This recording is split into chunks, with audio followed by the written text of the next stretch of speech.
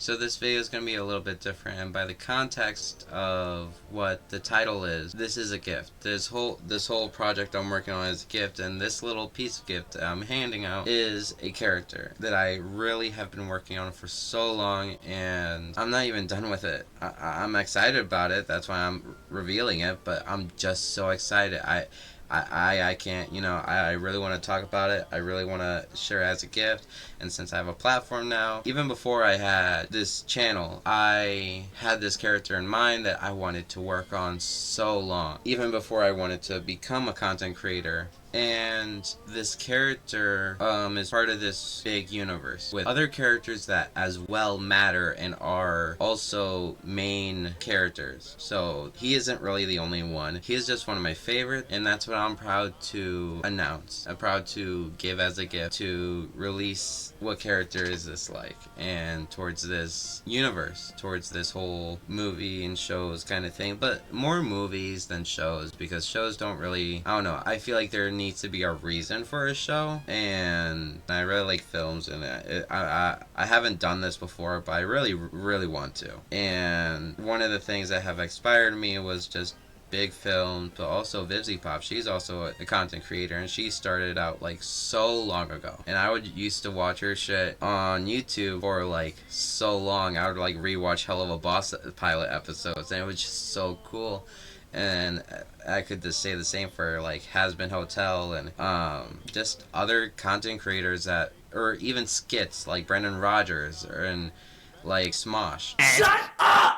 Dude, Smosh was the fucking banger, dude.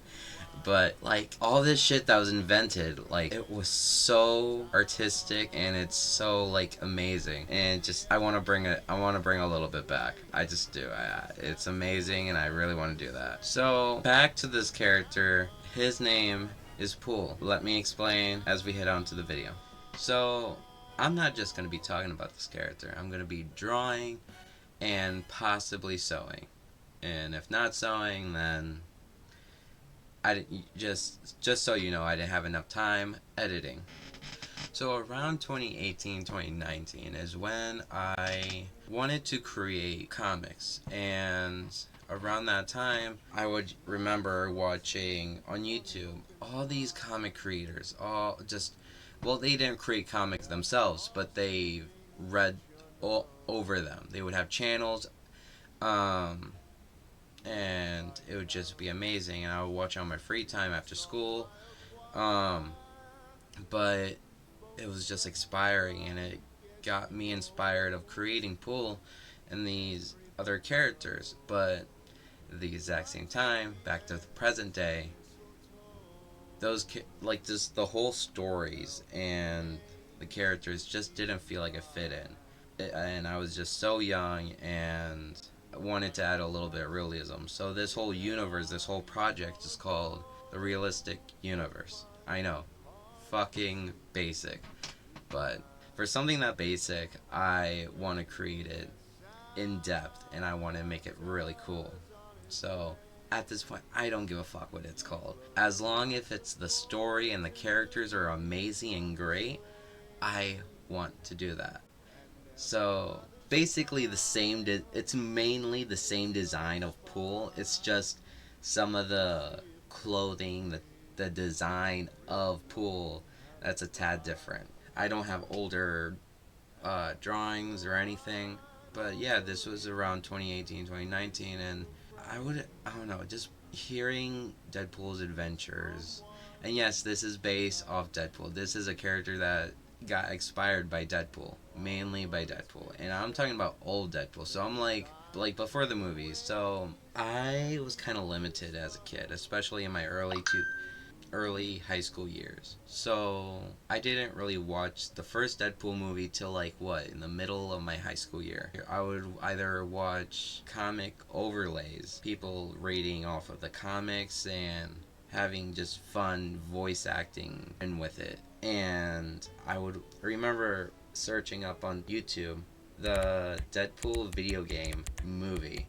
And I'm not sure if I'm the only one, but I just would watch it. I would watch the whole gameplay as the person edited it as a movie, and it was just, I love the jokes. I love all the tad, just the dirty fucking Deadpool. It's cool that I feel like we don't see. It's Ryan Reynolds' interpretation of Deadpool, not at least the one that I'm trying to seek for, and that's why I want to try interpret um, Pool into, like, just the nitty gritty of Pool, and I really like that. Especially, I'm not okay. So there will be a little bit of spoilers, but not too much. I don't want to give away everything. I want to give away some things, but not everything. So a Pool has experienced a lot, a lot, and that's what we're gonna be talking about in a bit. So another thing I wanted to add real quick is when TikTok wasn't called TikTok, by the way. It was called, at first, it was called Musically. And around that time, I am so fucking old. Around that time, I had accounts for Pool. And I was such an artistic kid. I'll show it in a little bit, but like, I had an original mask I cut up with clothes, and I made it, and I sewed it, and I like, there was this other one that I had with the plastic piece on top of the eyes, and just, I just wanted that reflection, and it just was so cool. And I saw it from the movie, like images, at the time, but it was just so fucking cool. Um, but then I was like, oh yeah, I'll just make a Musically account. Da da da da. My parents won't know. Uh, and then I didn't do anything with YouTube. I was too scared. I felt like YouTube at the time was like a real wide range of place. Like I felt like, at least to me, it was like a television thing, and especially now. Um, but like I felt like I would have, gotten caught and shit, so I didn't really go on YouTube. But it was either like YouTube and Instagram, and I called it Pool, and I had that image of the original mask that I made, and I think I still have it. But it was just really, it was really fun. As a kid, I had such an imagination, and I don't want to leave that behind. I don't want to,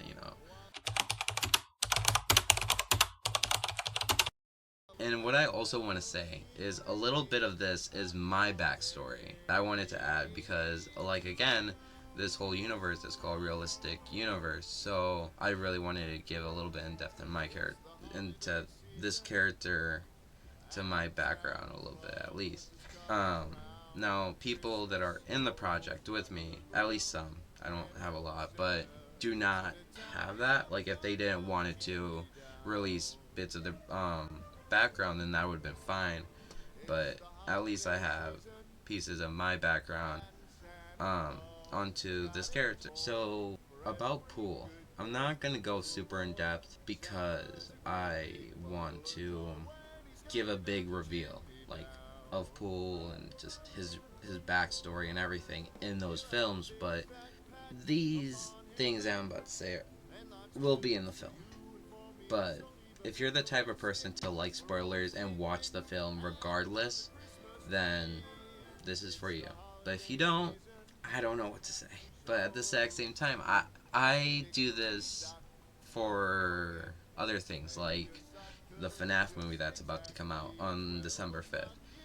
I will watch I'll watch trailers and spoilers because the first one wasn't as great, in my opinion. Just to run it dry, the trailers for this second film looks fucking amazing, and MatPat fucking says it's scarier, it's all this and that, and I'm like, okay, so it's gonna be better. It's gonna be way fucking better, and it looks better. There's just one fucking scene I'm not about, because it's like they're outside of the building. I'm like, okay, how long are they gonna be out there? And is there an actual good reason for that? And is the scene good and all that? All that list that I just made up. Is that does it have a checkpoint by them? You know.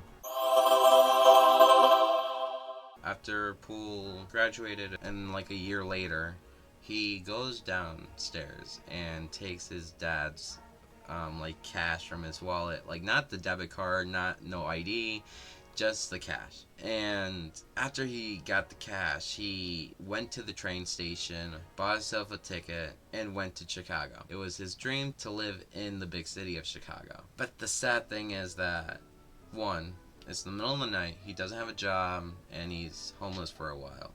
He finds this job. It works at a pizza place called Gianna's. Then he works there for a while. He knows the workers, he knows his boss and everything. And this one coworker he works with, he gets along. Then they build this friendship, this bond, if you will. And a while later, he realizes, hey, this dude is fucking homeless. And he feels bad about it. So he asks, Emery, like, by the way, this is what the character is named, Emery. So yeah, I know, a little piece of me.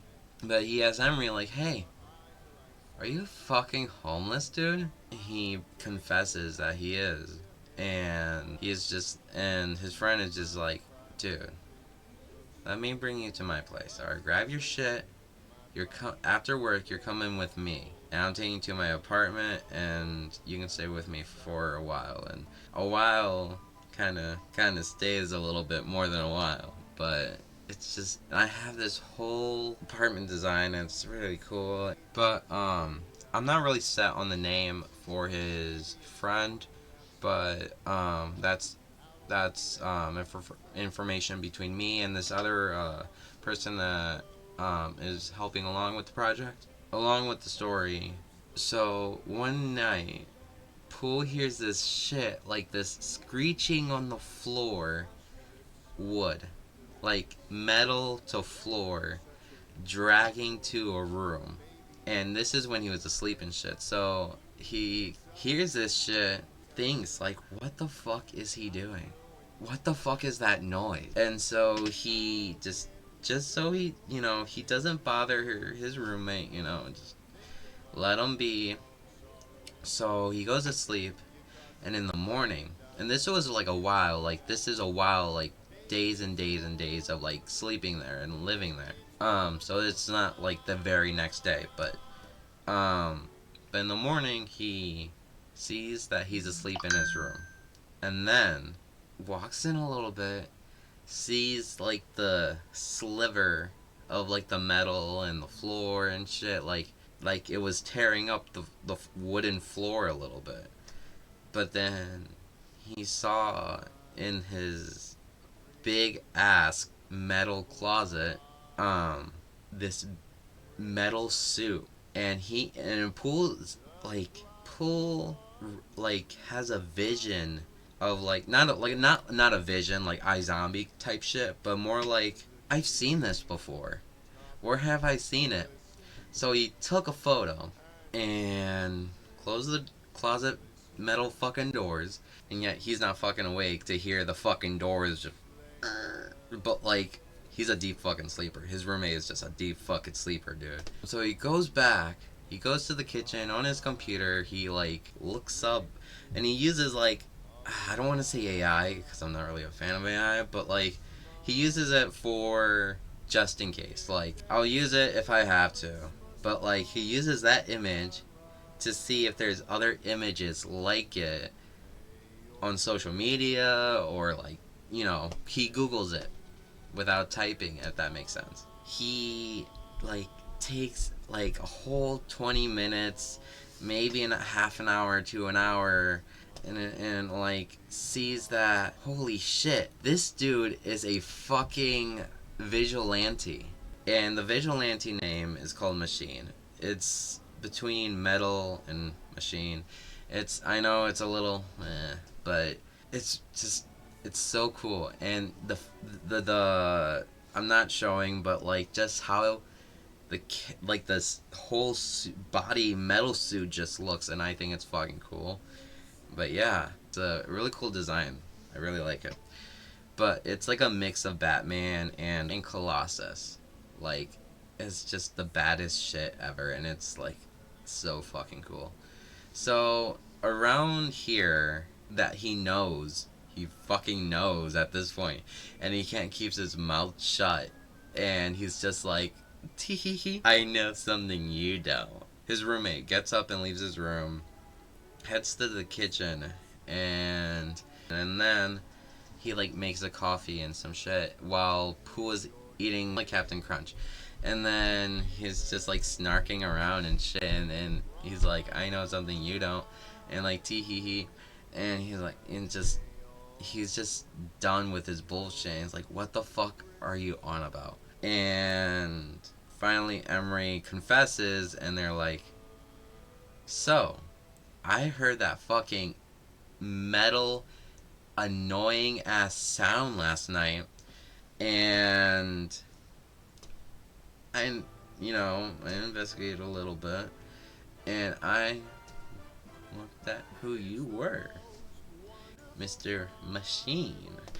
Is he a little bit pissed? Yeah. He knew he couldn't hide it for long, but I feel like he knew that Poole wouldn't gonna go behind his back and post shit and just like tell the world, oh my god, I know Machine, this is the crazy shit ever, oh my god, I know Machine.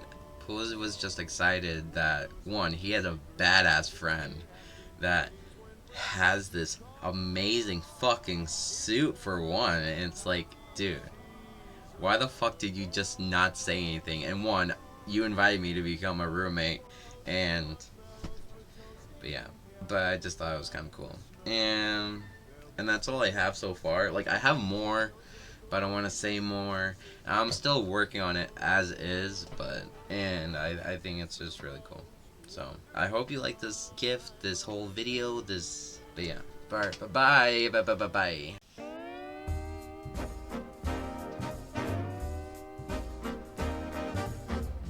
Kalikimaka is the thing to say on a bright Hawaiian Christmas day. That's the island greeting that we send to you from the land where palm trees sway. Here we know that Christmas will be green and bright, the sun to shine by day and all the stars at night. Mele-kaliki-maka is Hawaii's way to say Merry Christmas to you.